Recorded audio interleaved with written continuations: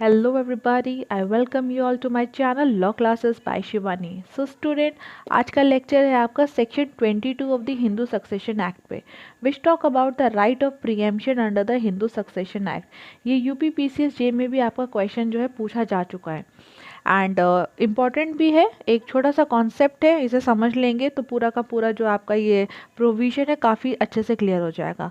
तो यहाँ पे हमें पढ़ना है preferential right to acquire the property in certain cases, यानी कि पहले खरीदने का जो राइट है प्रॉपर्टी का, अगर दो या दो से ज़्यादा लीगल हेयर है तो किसका है वहाँ पे, अगर उनमें से कोई एक प्रॉपर्टी अपना जो शेयर है जो इंटरेस्ट उसे बेचना चाहता है।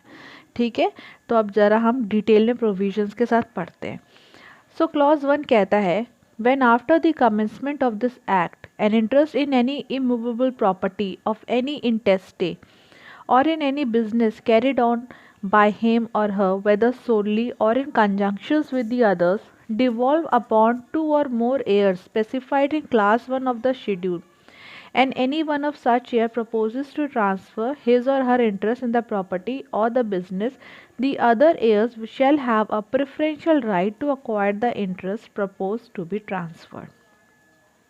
यहाँ पे वो ये कहना चाह रहे हैं कि मान लीजिए कि जो ये एक्ट है इसके बाद, ठीक है, after the commencement of this act first of all when anybody has that interest in the immovable property, या फिर कोई बिजनेस है और जहाँ पे दो या दो से ज़्यादा लीगल हेयर है और कोई एक अपना प्रॉपर्टी का जो शेयर है उसे जो है बेचना चाह रहा है, और उस केस में जो बाकी के जो लीगल हेयर्स हैं क्लास 1 शेड्यूल के, तो उनका वहाँ पे राइट टू अक्वायर यानी खरीदने का उस प्रॉपर्टी को पहले जो है प्रेफरेंशियल राइट होगा। जैसे कि एक मकान है, ठीक है, और क्या कहते हैं, for suppose the father died, उसके बाद उसके लीगल हेयर कौन कौन से होंगे, तो उसकी विडो होगी, मदर, और मान लीजिए बेटे हैं, दो बेटे एक बेटी, उन सब का है यहाँ पे हक होगा। ठीक है, तो अब इस केस में क्या हुआ, इस हाउस पे तो क्लास 1 आपके लीगल एड्स ये सब हो गए। मान लीजिए जो सन है इनमें से कोई एक बेटा, वो अपना जो हिस्सा है उसे बेचना चाहता है। ठीक है, मान लीजिए अगर एक बेटा एक बेटी है, विडो हो गए और उसकी वाइफ हो गई, तो यानी कि 1/4 शेयर हो गया, राइट। तो वो अपना 1/4 शेयर जो है वो उसे बेचना चाहता है। तो इस केस में आउटसाइडर जो होगा ना, उसकी प्रेफरेंशियल राइट नहीं होगी उस हिस्से को खरीदने की, उसको एक्वायर करने की। यहाँ पे उसकी जो मदर है, विडो है, और बाकी जैसे उसका सन भी, एक और भाई है या बहन है, ठीक है, they will have this preferential right to acquire that share of this son. ठीक है, ये इस तरीके से। अब हम देखेंगे इसका clause 2, the consideration for which an interest in the property of the diseased may be transferred under the section shall in the absence of any agreement between the parties be determined by the court on application being made to it in this behalf, and if any person proposing to acquire the interest is not willing to acquire it for the consideration so determined, such person shall be liable to pay all the cost of or the incident to the application. मान लीजिए कि जो बेटा है अपना जो property का जो शेयर है उसे बेचना चाहता है, तो उसकी जो वैल्यू होगी वो कौन डिसाइड करेगा। अगर कोई अग्रीमेंट था, ठीक है, तो उसके हिसाब से डिसाइड हो जाएगा, अदरवाइज जो है कोर्ट को एप्लीकेशन देनी पड़ेगी and the court will decide.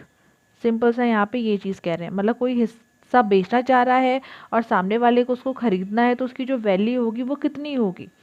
तो ऐसे केस में कोई अग्रीमेंट है, सपोज अ फादर डाइट, और उसकी प्रॉपर्टी एक अग्रीमेंट था कि इसकी जो खरीदना और उसको जो बेचना होगा, इसकी एक वैल्यू डिसाइडेड थी फॉर एग्जांपल।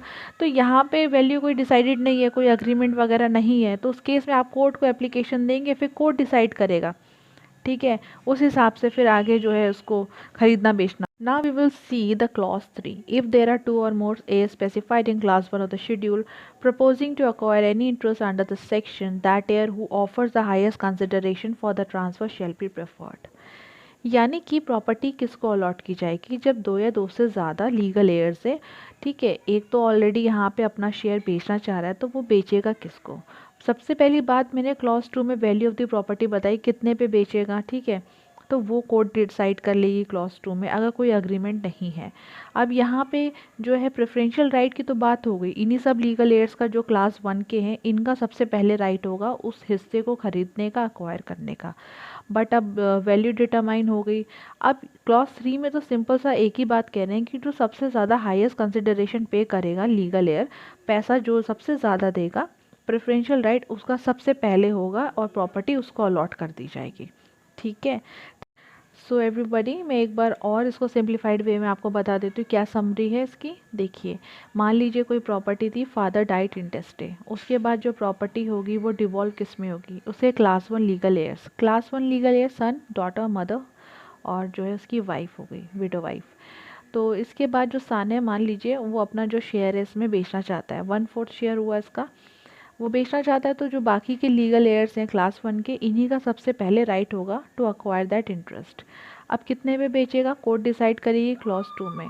अब जो है ये बाकी के जो लीगल एयर्स हैं इन्हीं का हक है सबसे पहले खरीदने का। ठीक है, तो अब इनमें किसको जाएगा, तो जो सबसे ज़्यादा पैसा देगा, सबसे ज़्यादा हाईएस्ट कंसिडरेशन पे करेगा फॉर दैट प्रॉपर्टी, उस शेयर के लिए, ठीक है, प्रॉपर्टी उसको अलॉट कर दी जाएगी। बस इतनी सी बात है इसमें, क्लॉज 1, क्लॉज 2, क्लॉज 3। उसके बाद आपका जो एक्सप्लेनेशन है कोर्ट की। और अगर हम क्वेश्चन की बात करें किस तरह क्वेश्चन आता है, तो क्वेश्चन डायरेक्ट ही आता है, what is the right of preemption with regard to the Hindu succession act, explain.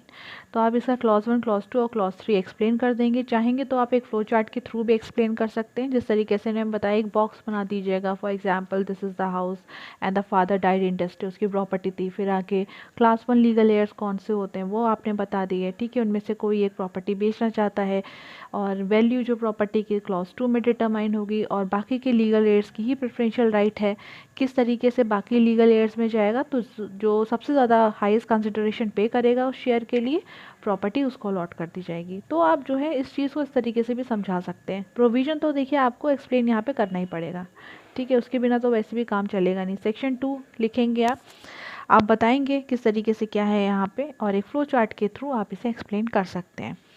So I hope आपको ये सेशन पसंद आया एवरीबॉडी, एंड अगर आपको पसंद आया हो तो please do like, share and subscribe to my channel law classes by Shivani. See you all in my next video, till then take care, bye bye everybody.